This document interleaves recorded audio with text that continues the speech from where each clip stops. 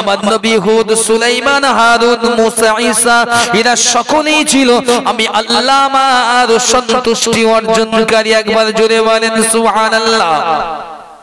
আল্লাহ নবী হুদ আলাইহিস সালাম তার কওমের কাছে বারবার করে বলেছিল, ক্বালা ইয়া কওমি ইবুদুল্লাহা মা লাকুম মিন ইলাহিন গায়রু।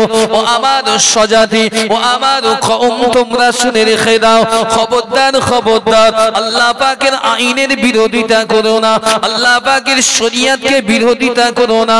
আমি নবী হুদ, আমাকে তোমরা নবী বলে মেনে নাও।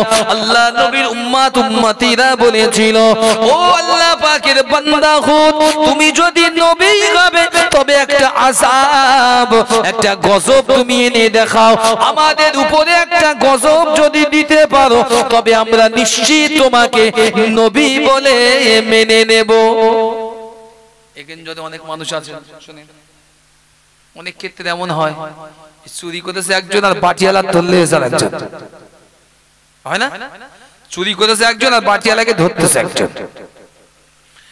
নবী হুদ আলাইহিস সালাম বলেছে, ক্বালা ইয়া লিকওম, হে আমার স্বজাতি, খবরদার আল্লাহ ছাড়া, এক আল্লাহ ছাড়া, ইলাহা এক আল্লাহ ছাড়া অন্য কারোর দিকে রুজু করো না, আল্লাহর আইনকে অমান্য করো না। নবী হুদের জাতি ছিল এমন অসভ্য বর্বর, এরা পুরুষ আর পুরুষ থাকতো, মহিলা আর মহিলা থাকতো, বিয়ে কি জিনিস এরা করতে চাইতো না। এই জিনিসটালে নবী হুদ আলাইহিস সালাম বহুবার বুঝিয়েছে। আমরা হয়তো দুনিয়ায় মনে করতেছি যে আমরাই বুঝি সব ফেরেশতা, ওরা কম ফেরেশতা। কথা বুঝতে পারলেন? সব জিনিসগুলো আগে ঘটেছে, এখন ট্রেলার এসেছে। আমরা মডার্ন বেঈমান তো, ট্রেলার গুলো দেখাচ্ছে একটু। আগে ঘটে গেছে বলবে ওই জিনিসগুলো। এই লিঙ্গ চেঞ্জের বিষয়টা আগেকার যুগেও ঘটেছে, কিন্তু আল্লাহ তাদেরকে শায়েস্তা করেন। আল্লাহ জমিন থেকে ধূলিসাৎ করে ফেলে দিয়েছে। শায়েস্তাটা আসছে না, একেবারে ধূলিসাৎ, তাদের অস্তিত্ব পৃথিবীতে বিদ্যমান নেই। ওই নবী হুদ আলাইহিস সালামের কওমকে আল্লাহ পঞ্চম আসমানে তুলে নিয়ে গিয়েছিল, দুনিয়ার জমিন সহ। 5 আসমান নিয়ে ওখান থেকে আছাড় মেরে জিবরিল আমিন আলাইহিস সালাম আছাড় মেরে দুনিয়ার জমিনে মেরে একদম চূর্ণ বিচূর্ণ করে দিয়েছিলেন। যদি বলেন নাউযুবিল্লাহ, তাহলে কতটা আল্লাহর গুসা ছিল। যত মানুষ বসে আছেন সকলের তো একটা প্রশ্ন আমি বলে দিচ্ছি আপনাদেরকে, শুনে নেন। জীবনে যদি গুনাহ না, আপনি সওয়াব নাও করতে পারেন, নেকি নাও করতে পারেন, জীবনে কোনোদিন কদাচিৎ কোনো অবস্থায় আল্লাহর সঙ্গে কাউকে শিরক করবেন না।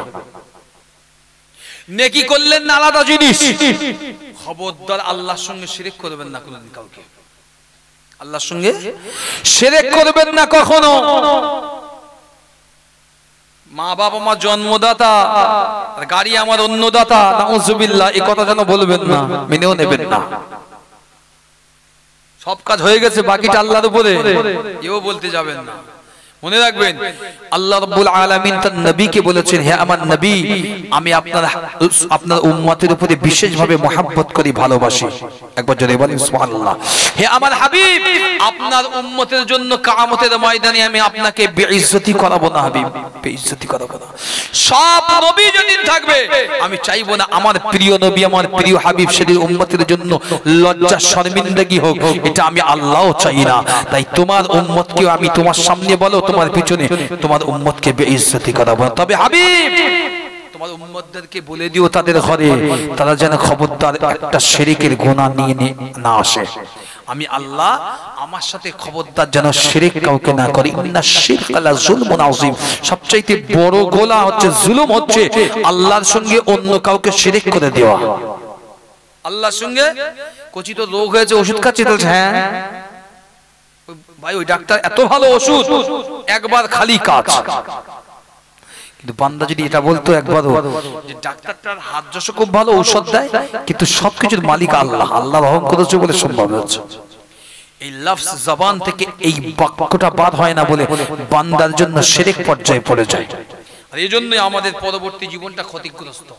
না তো আমরা দোয়া চাইবো, আমাদের মধ্যে ফেরেশতা একটাও আছে, এই বুঝে না কথাটা। রাগ করবেন না, প্র্যাকটিক্যাল বোঝেন। আমি শুধু কানে হাত দিয়ে বুঝিয়ে দেওয়ার মতন বক্তা নই, আমি প্র্যাকটিক্যাল বলি। উদাহরণ বলি, আমি একজন হুজুর, কি করি আপনাদের এখানে ইমামতি করি, বুঝবেন ইনকামের উৎস আপনাদের এখান থেকে ইমামতি করে যেটা দেয়, আর মাহফিল করি যেটা মানুষ হাদিয়া দেয়, সেটা আমার কর্মের ভিত্তিতে দেয়, এমনি দেয় না। তাহলে আমার রুজি তো হালাল, কথা বোঝেন না? বুঝি, আমার রুজি তো হালাল। আমার রুজি যদি হালাল হয় তাহলে আমার কেন দোয়া কবুল হবে না আল্লাহর কাছে? নিশ্চয়ই গলতি কোথায় হচ্ছে, প্র্যাকটিক্যালটা বুঝে। ডাল মে কুছ কালা হচ্ছে, যে জায়গাটায় আল্লাহ অসন্তুষ্ট, আমার আল্লাহ নারাজি আছে। তাহলে এই জিনিসগুলো আগে নিজের বিশ্লেষণ করা দরকার, যে আমি কোন জায়গায় দাঁড়িয়ে আছি। আপনাকে যখন আল্লাহ রাব্বুল আলামিন ওয়া আকিমুল ওয়াজনা বিল কিসতি ওয়া লা তুখসিরুল মিজান, আল্লাহ যখন যেদিন আল্লাহ এই মানদণ্ড দাঁড়ি পাল্লে স্থাপন করেছেন, আসমানটাকে আমাদের কাছে দিয়েছেন অর্থবোধক করে, যে বান্দা দেখ আসমান হচ্ছে একটা দাঁড়ি পাল্লা, একটি মানদণ্ড। এর পৃথিবীর तमाम জায়গা থেকে তুই দেখবি, কোন জায়গা থেকে কোন পৃথিবীর কোন মাইল লালের বাবার ক্ষমতা নেই বলা আসমানটা এই জায়গা থেকে একটু টেরা। বলতে পারবেন? যেখান থেকে আপনি দেখেন বলবে আসমানে একই। তো আল্লাহ একটা উদাহরণ টেলার আমাদের কাছে দিয়েছেন, ওয়া আকিমুল ওয়াজনা বিল কিসতি ওয়া লা তুখসিরুল মিজান। আমি আল্লাহ একটা মানদণ্ড, মিজানের পাল্লা সেট করে দিলাম, দেখ এর নাম হচ্ছে মানদণ্ড। তার মানে কি, কমও না বেশিও না, সব এক, সব এক। তারপরেই বললেন ওয়া আকিমুল ওয়াজনা বিল কিসতি ওয়া লা তুখসিরুল মিজান। বান্দা শোন, আমি আল্লাহ বলে দিলাম খবরদার দাড়ি পাল্লায় ওজনে কম দিবি না, ওজনে কম দিবি না। এখন আমি বলছি বড় ব্যবসাদার হারামখোর, 3 টাকার মাল 4 টাকায় দিচ্ছি, আর ওজন একটু কমে দিয়ে দিচ্ছে, আমি বিরাট লাভ করেছি, বিরাট লাভ করেছি। হিসাব করে দেখে ডাক্তার দেখতে দেখতে জীবন শেষ হয়ে যাচ্ছে ছোট ছোট। আরে বাবা সত্যি কথা কোনই বলছি তো, আমি ডাক্তার দেখিয়ে ছোট ছোট জীবন শেষ হয়ে যাচ্ছে। একবার ওর ধরে, একবার সন্তানের ধরে, একবার বিবির ধরে, একবার মা ধরতেছে, একবার বাপের ধরতেছে, কিসে? রোগে। ও মানুষের কাছে ফাঁকে দিয়ে 5 টাকা ইনকাম করতে 10 টাকা বেড়ে যাচ্ছে। ও বোঝে না, আমরা বুঝি না যে আমাদের কোথায় গলতি, কোথায় ঘাটতি, কোথায় গলতি আর কোথায় ঘাটতি। ওই জন্য জিন্দেগিতে শিরক করবে না। শিরক যদি নিয়ে গিয়েছেন আপনার ছাড়বে। আপনি যত বড় মোস্তান হন, শিরক নিয়ে আল্লাহর কাছে যদি না যান, আপনার জন্য নাজাত পেতে পারে। আমি ছোট্ট একটু বলে তারপরে ওই বিষয়টা একটু শুনে বলি। শুনেন, হুদ আলাইহিস সালাম যখন জাতিকে বারবার বলল, শোনো তোমরা এদিক থেকে ফিরে এসো, তওবা করো, আল্লাহর গজব আসতে চলেছে তোমাদের কাছে। ওরা প্রথমে বিশ্বাস করেন, ওরা বিশ্বাস করেনি। ওরা চ্যালেঞ্জ করেছে, তুমি যদি নবী হও তুমি তোমার খোদার পক্ষ থেকে একটা গজব নিয়ে এসে আমাদের দেখাও। আল্লাহর ফেরেশতা জিবরিল আলাইহিস সালাম আসলেন, নবী হুদকে বললেন আপনি চলে যান, সেই পিছনে পাহাড়ে চলে যান, আপনার জাতিকে ধূলিসাৎ করা হবে। নবী হুদ আলাইহিস সালাম তখনও পর্যন্ত, আজকেরে ধরে না আজ থেকে গজবের পালা, আল্লাহ বলে যে আজ থেকে গজব দেওয়া হবে জাতির।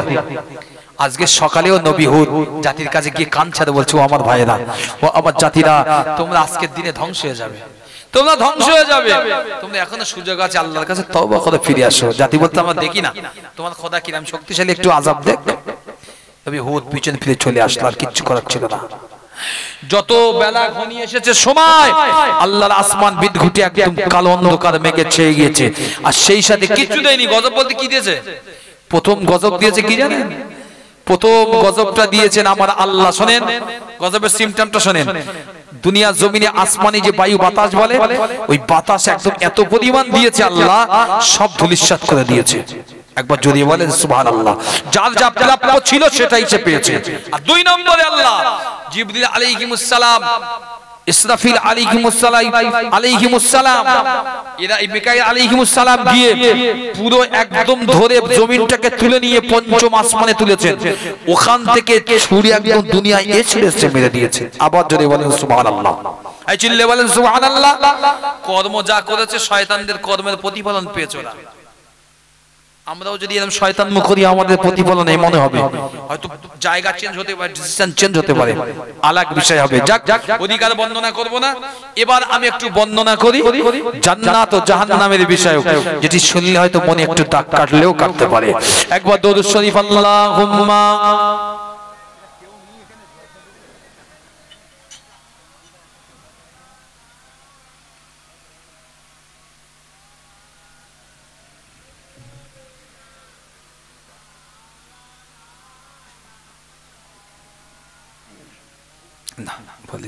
যে কথা বলছিলাম, আব্দুল গফফার সিদ্দিক হুজুর এক্ষুনি আসবেন ইনশাআল্লাহ। তার আগে যতক্ষণ আছি একটু জান্নাত ও জাহান্নামের একটু বর্ণনা দেই। যারা বসে আছেন শুনেন, জান্নাতটা হচ্ছে আল্লাহ পাকের অপরিসীম নিয়ামত। কি বললাম?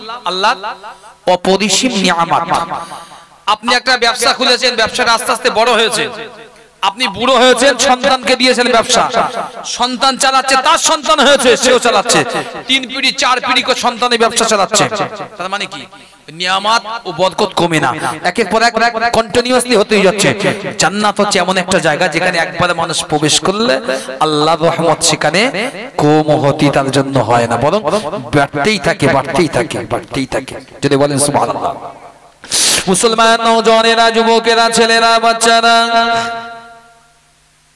হাদিসে কুদসির ভিতরে এসেছে, মুসলমান আল্লাহ পাকের নবী জানিয়ে দিয়েছেন, আমার আল্লাহ পাক যখন জান্নাতুন নাঈমকে আমার আল্লাহ সৃষ্টি করেছিলেন, ও দুনিয়ার মানুষেরা, আমার আল্লাহ যেদিন জান্নাতুন নাঈমকে সৃষ্টি সম্পূর্ণ করেছিল, জান্নাতুন নাঈমের গঠন কমপ্লিট হয়েছে, জান্নাতুন নাঈম যেদিন তৈরি হয়ে গিয়েছিল, আমার আল্লাহ ওই জান্নাতুন নাঈমকে ডেকে জিজ্ঞাসা করেছিল, ওরে আমার জান্নাতুন নাঈম, ও আমার দয়ার জান্নাত, বলো বলো বলো বলো, তোমাকে এখন কেমন মনে হচ্ছে? আল্লাহর জান্নাত বলেছিল, ও রব্বুল আলামিন আল্লাহ, আমার নিজের ভিতরে এতটা মনে হচ্ছে আল্লাহ, আপনার ওই বান্দারা তারা কত না সৌভাগ্যশীল, তারা কত না বেশি ধর্মশীল, তারা কত না বেশি আনন্দিত, যারা কিনা এসে আমি জান্নাতুন নাঈম আমার ভিতরে চিরদিনের জন্য অবস্থান করবে। জোরে বলেন সুবহানাল্লাহ।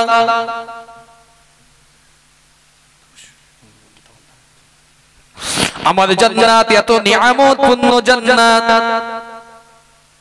ও দুনিয়ার মানুষেরা, আল্লাহ পাক ওই সময় জান্নাতুন নাঈমকে আবারও বলতে লেগেছেন, ওরে জান্নাতুন নাঈম, তবে তুই আজকের দিনে আমি আল্লাহ আমার কাছে একটি ওয়াদা কর, কারণ ওয়াদাল্লাহিল হক, আমি আল্লাহ আমার ওয়াদা হলো সত্য, তুই আমার কাছে আজকের দিনে একটি ওয়াদা কর। জান্নাতুন নাঈম বলেছিলেন, ও রব্বুল আলামিন আল্লাহ, আমি আপনার কাছে ওয়াদা করলাম, যে বান্দাটা জীবনে নামাজ ছেড়ে দিয়েছে, যে বান্দা নামাজগুলো কাজা করেছে, ওই বান্দার জন্য আমি জান্নাতুন নাঈম আমার ভিতরে কোনোদিন ওই বান্দার আশ্রয় দেব না। একটু বুঝিয়ে দেখবেন, জান্নাতুন নাঈম ওয়াদা করলেন আল্লাহ, আমার এত সুন্দর রূপ দিয়েছেন, যে বান্দা একবার আসবে মনে হয় জিন্দেগি ধন্য হয়ে যাবে। আল্লাহ বললেন ওয়াদা কর, জান্নাত ওয়াদা করলো আল্লাহ, নামাজ কাজা করনে ওয়ালা আমার ভিতরে আমি কখনোই স্থান দেব না। এখনো যারা পড়িনি কি আছে বলে কি সব না, জান্নাত নাম চলে গেল, তাহলে একটা কম হয়ে গেছে। কিন্তু খেলার অংশে যদি ধরেন চলে তো 8টা যদি জান্নাত থাকে, একটা কম, চান্স অধিকার দেওয়া হবে না, 7টাই চান্স দিতে হবে। এবার আসুন, জান্নাত কেন জান্নাত আর জাহান্নাম কেন জাহান্নাম? আপনাকে আমি বর্ণনা দিতে পারি অন্য বিষয়ে অনেকক্ষণ, কিন্তু মানুষের চাহিদা স্বরূপ বুঝে বলে আমাদের ওয়াজ করতে হয়। যেখানে গরুর চাহিদা সেখানে যদি খাসি আমি দেই, সর্বনাশ খাতে যাবে না, হুজুরে খাসি খায় না। অথচ ওই লোক চাই দেখেছি আবার সুযোগ পেলে হোটেলে খাসির গোশত কত জিজ্ঞেস করে, তাহলে 250 টাকা প্লেট, খাবো না, সুযোগ পেলে খাতে চাই কিন্তু 250 টাকা প্লেট খায় না। ওই জন্য জায়গা বুঝে ওয়াজ করতে হয়, বিষয় বস্তু সিলেক্ট। প্রথমে ছিলেন না বলে আমি সেইভাবে সেই জায়গায় যাইনি, সিলেক্টেড আসছে বলে একটু বোঝার চেষ্টা করছি। আমাদের সবচাইতে কঠিন, এই যত মানুষ বসে আছেন শুনে নেন, কবরের পরে সবচাইতে কঠিন সময়ের সম্মুখীন হব, সেই সময়টার নাম কি? কথা বলে না? কিয়ামত। অবশ্যই কিয়ামতের ময়দানে মাহশরে প্রত্যেকটা বান্দা বান্দি আল্লাহর সৃষ্টি জগতের প্রত্যেকটা বিষয় সবচাইতে বেশি প্রশ্নের সম্মুখীন থাকবো, সেই জায়গাটার নাম কি? যার নাম হলো পুলসিরাত। কি বললাম? পুলসিরাত যদি বলেন ডেফিনেশনটা কি, ডেফিনেশনটা হচ্ছে রাসূল বলেছেন চুলের চাইতেও সূক্ষ্ম, এর চাইতে কোনো চিকন কিছু আছে বলে মনে হয়? তো ধরে নেন এই চুলের চাইতেও চিকন শব্দের সাথে চিকন, চুলের চাইতেও চিকন, আর ধারালো অস্ত্রের চাইতেও বেশি ধারযুক্ত আর কি, বিরাট দুর্দান্ত ধারযুক্ত। নিচেই যদি পড়েন সাথে সাথে আপনার জন্য শেষ। অনেকে মনে করেন যে উপর দিয়ে চলে যাবে, শুনে না, চল যাওয়া নাই, মনে রাখবেন। ওই বরফ দেখেছেন, বরফ বড় বড় কল থেকে উপর থেকে মাছের বরফ পড়ে এরকম করে, আর আংটা কল দেখেছেন মারে হুপ মেরে টেনে নেয়। তো যাদের আমলিয়াত কম হবে ওই পুলসিরাতের পার হতে যাবে তাদের জন্য জাকুম, জাকুম বোঝেন একটা জাহান্নামী কাঁটাযুক্ত ফল, এটাকে একটা আংটা বলা হয় জাকুম। কিয়ামতের দিনে জাহান্নামীরা যখন ক্ষুধার যাতনায় পিপাসায় কাতরাবে, আল্লাহ রাব্বুল আলামিন জাহান্নামীদের জন্য জাকুম ফল দেবেন কাঁটাযুক্ত। একবার একটা ফল খাবে, এখান থেকে নাড়ি ভুড়ি চিড়ে সব বেরিয়ে যাবে। এই জাকুম কাঁটা দিয়ে ওই পুলসিরাত যখন পার হবে তখন আংটির মতো হুপ মারা হবে। হুপ মেরে অনেক সময় লেমিয়ে নিয়ে যাবে, জাহান্নামের উত্তাপ গায়ে পড়বে, আবার কষ্ট মষ্ট করে উঠে যাব। একটু আমলিয়াতের জোর যাদের থাকবে আবার একটু কষ্ট মষ্ট করে আবার ওই রোডে উঠে যাবে। রাসূল বললেন জানো কোন কোন ব্যক্তিতে এমনও হবে কিছুক্ষণ সময় বুকে ভর দিয়ে আবার কিছু সময় হামাগুড়ি দিতে দিতে আল্লাহ রাব্বুল আলামিনের পুলসিরাতটা পার হয়ে যাবে। যদি বলেন সুবহানাল্লাহ। ওগো মুসলমান নওজওয়ানেরা, যুবকেরা, ছেলেরা, বাচ্চারা, একটু খেয়ালাত দিয়ে শুনে নেন বাবা, দুনিয়ার জমিন যেদিন সমাপ্ত হয়ে যাবে, এই পুরো ব্রহ্মাণ্ড ভূখণ্ডটা, পুরো আল্লাহ পাকের আসমান জমিনটা যেদিন সুনসান হয়ে যাবে, তাম পৃথিবীবাসীরা যেদিন সকলেই মারা যাবে, আল্লাহ পাকের একমাত্র তার ঐশ্বরিক ক্ষমতা ইয়া জাল জালালি ওয়াল ইকরাম, আল্লাহ পাকের একমাত্র ইজ্জত, আল্লাহ পাকের জালালিয়াত জিন্দা থাকবে। আমার আল্লাহ নিজে একাকী বলতে লাগবে, ও দুনিয়ার মানুষেরা কোথায় গেলে তোমাদের ক্ষমতা, কোথায় গেল বড় বড় রাজা বাদশা, কোথায় গেল ফেরাউন, কোথায় গেল আবু জেহেল, কোথায় গেল নমরুদ বাহিনী, কোথায় গেল আমি আল্লাহ আমার বিরুদ্ধে যুদ্ধ করার দলগুলো?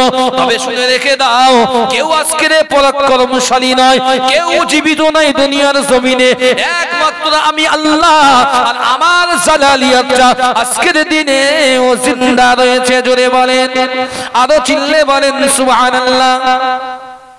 অহংকার যদি করতে চায় তা আল্লাহই করতে পারে, ঠিক না? বল, অহংকার যদি কেউ মালিক হন সেটা হচ্ছে আল্লাহ। তিনি তো কুওয়াত দিয়েছেন বলে তাই, তিনি কুওয়াত দিয়েছেন তাই। এবারে আসুন, আমরা সকলেই মরে যাই। এই পিছনে কারা এরা? হ্যাঁ, পিছনে কারা? শুনেন, আপনাদের কাছে প্রশ্ন নাম্বার 2। দোয়া শুনলে হবে না, একটু প্রশ্ন করতে হবে না, সর্বনাশ হবে। কি করে গেছে কথা বলতে সর্বনাশ। ছেলে পেলে সারা বছর পড়ে গেল, যদি পরীক্ষা প্রশ্ন না বুঝতে পারলো, বলে আব্বা কোথায় দেশে প্রশ্ন দেয়নি। শোনেন, দুনিয়ার জমিনে আমাদের বর্তমান সর্বপ্রথম কবর থেকে উত্থান ঘটানো হবে যিনি, তার নাম যিনি যেনাকে কবর থেকে প্রথম বার করা হবে, পদ্ধতিটা পরে বলছি, তার নাম তাম সৃষ্টি জগতের নবী আদম শফিউল্লাহ থেকে নিয়ে আল্লাহ নবী মুহাম্মদুর রাসূলুল্লাহ পর্যন্ত ইভেন যত মানুষ মরে গেছে দুনিয়া থেকে চলে গেছে, প্রত্যেক মানুষের জন্য যেদিন আল্লাহ রাব্বুল আলামিন কুল্লু মান আলাইহা ফাআন ওয়া ইয়াবকা ওয়াজহু রাব্বিকা যুল জালালি ওয়াল ইকরাম, যেদিন আল্লাহ ফুৎকার মারতে বলবে, যেদিন গোটা সৃষ্টি জগৎ ধ্বংস হয়ে যাবে, তামা হয়ে যাবে, হাত্তা ইয়াকুনু মিকবারা ফিহি, যেদিন একটা বেলা রুটির ময় হয়ে যাবে রুটির মতো, সেই দিন আল্লাহ পুনরায় সৃষ্টি করবেন, আল্লাহ হুকুম দেবেন, প্রথম জিবরিল, তারপর ইসরাফিল, তারপর মিকাইল, তারপর আজরাইল, তারপর একে একে ফেরেশতাদেরকে আবার আমার আল্লাহ আবার পুনরায় জিন্দা করবেন। তারপরে আমার আল্লাহ ডাক দেবেন। এই টোটাল জিন্দেগির ভিতরে সর্বপ্রথম কোন ব্যক্তি আছেন সৌভাগ্যবান, যিনি আল্লাহর ডাকে সাড়া দিয়ে কবর থেকে উঠে আসবেন? সুবহানাল্লাহ, যারা বলেন সুবহানাল্লাহ। আমার বিশ্ব নবী এই সুযোগটা পাওয়া হয়েছে কেন? তিরমিজি হাদিস।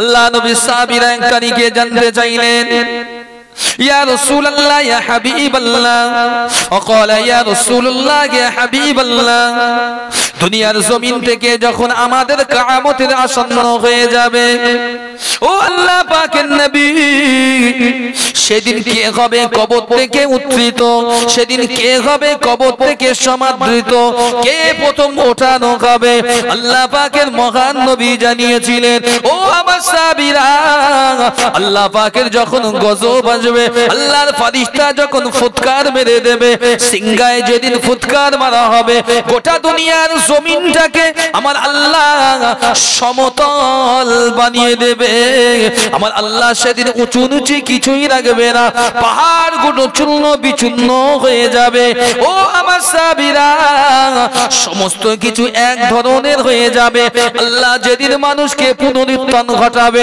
মানুষের হিসাব নেবে মনে করবে আমার আল্লাহ পাক সেদিন ফেরেশতাদের পাঠিয়ে দেবেন আমি মুহাম্মাদুর রাসূলুল্লাহ আমি আমার কবর মোবারক থেকে সর্বপ্রথম আমাকে উত্তোলনের জন্য আল্লাহর ফেরেশতা হাজির হবে এবার শুনিলেন ফেরেশতারা গিয়ে খুঁজবে এখন একটা চিহ্ন আছে আমাদের যে রাসূলের রওজা মোবারক এটা আমাদের পূর্বপুরুষ যারা মারা গেছে অনেকে আছে কবরে গেলে চিহ্ন পাওয়া যায় যেখানে আমার বাপ শুয়েছিল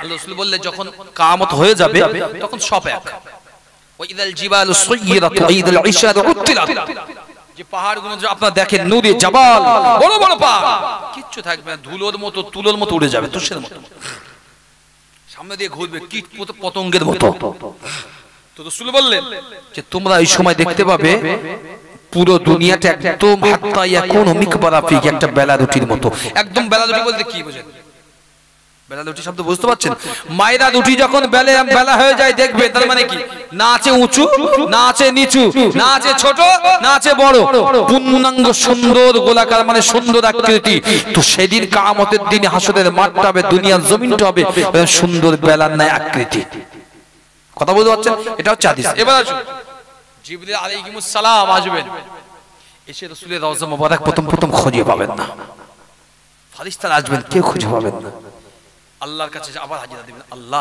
আপনার হাবিবের রওজা মোবারক তো খুঁজে পেলাম না ও রব্বুল আলামিন আমরা তো গেলাম আপনার প্যারা হাবিবের রওজা তো এখনো খুঁজে পেলাম না আমার রাসূল বলেছে মা বাইনা মিম্বারি ওয়া রাওজাতি রাওজাতুম মিন রিয়াজুল জান্নাহ একবার জোরে বলেন সুবহানাল্লাহ যে গেল চোখে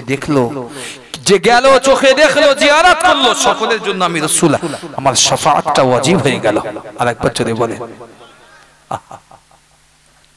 আল্লাহ নবী দো জাহানের বাদশা জানিয়েছেন কিয়ামতের কঠিন দিনেতে আল্লাহ যখন হিসাব শুরু করবেন ও আমার সাহাবীরা আল্লাহ পাকের ফেরেশতা জিবরিল আমিন আলাইহিস সালাম আমার রওজা মোবারকে আসবে বটে কিন্তু মদিনাতুল মুনাওয়ারায় আমাকে চিনতে পারবে না আমার রওজাটাও চিনতে পারবে না আবার আল্লাহ দরবারে ফিরে যাবে ও রব্বুল আলামিন আল্লাহ আপনার হাবিবে প্যারা কোথায় শুয়ে আছে আল্লাহ পাক আমি জিবরিল তো তাকে খুঁজে পেলাম না আমি জিবরিল এখনো তাকে খুঁজে বার করতে পারলাম না আমার আল্লাহ পাক ওই সময় জানিয়ে দেবেন ফেরেশতা জিবরিল ও বিরূহিল কুদুস ও নূরে মুজাসসাম ফেরেশতা জিবরিল তুমি শুনে রেখে দাও আমার হাবিবে প্যারার যে জায়গায় দেখতে পাবে আমার হাবিবে